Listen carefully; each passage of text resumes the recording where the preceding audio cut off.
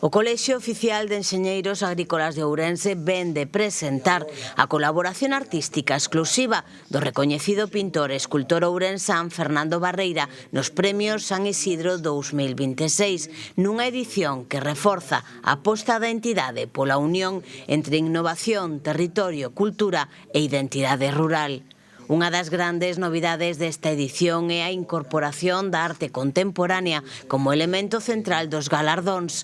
Barreira elaborou de maneira exclusiva as pezas que distinguirán os premios máis significativos desta edición.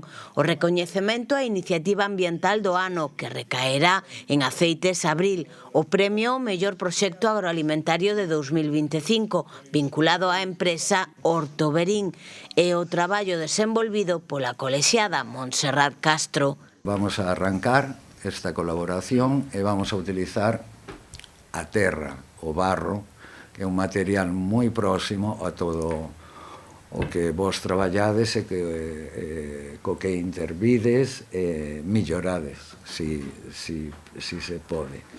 Para min era un caramelo este traballo, porque realmente non hai nada que goste máis que ser libre.